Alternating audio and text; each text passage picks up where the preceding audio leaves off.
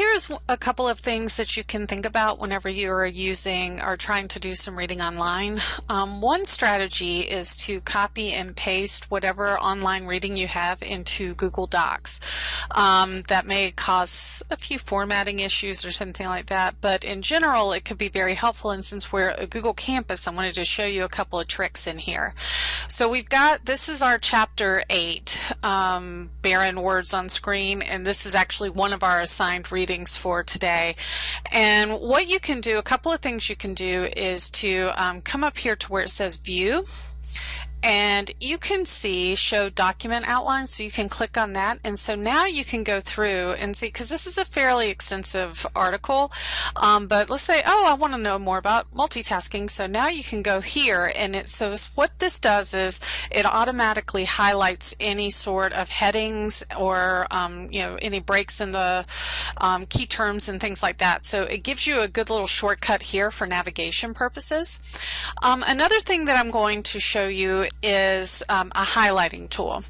Now what you will do is you will go to add-ons up here, and then you'll say get add-ons here, and then you're going to search for the highlight tool. So you just type highlight and enter, and so it'll be this highlight tool right here, and I've already got it installed, but it's free. It's just an add-on onto Google Drive, so it can be pretty helpful. So what you will do then is once you get back in there, you come back to add-ons and go to highlighter tool and hit start. And so it's going to take a second to come up, but when it does, over here you've got you've got your setup to start. So what you can do is you can create highlighters that are valuable to you based on your reading styles and that sort of thing. So think about how you typically will use a highlighter or underlining for anything whenever you have it on paper. So what would that look like? So what you can do is click this highlighter library, and you're going to do a new set, and then you can say, what is the set name? So we'll say important for the test. All right, and so the first one right here, we want to still be able to see it, but we really want it to stand out. And so we'll click on that, and this is going to be on the test. And then you can add another one. And let's see, this will be potential essay questions.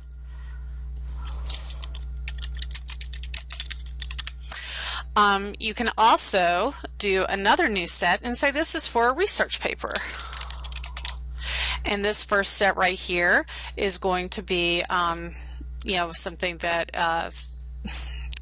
it could be for maybe point 1 for research. So whatever your first point is in your research paper, maybe this will be something that's related to that. And then you can click Save. And so over here you've got your research or you can look at the highlighter library and say I want to actually do this stuff for my test, and so we'll click Save here, and that's going to show up over here. So say that this is, oh wow, the Uber distractor, that is going to definitely be on the test. And so a digital world with instant access to other people, let's see here,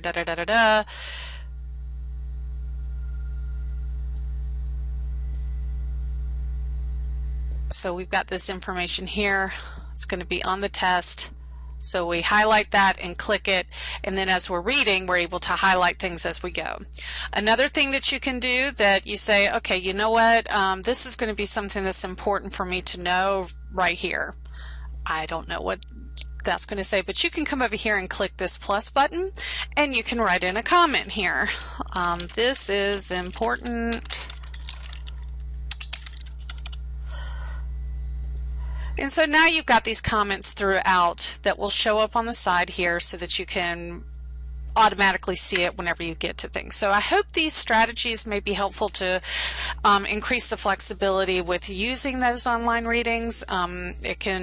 Sometimes it can start off to be a little bit of a tedious task, but as you go through, you'll see improvement. So that is that.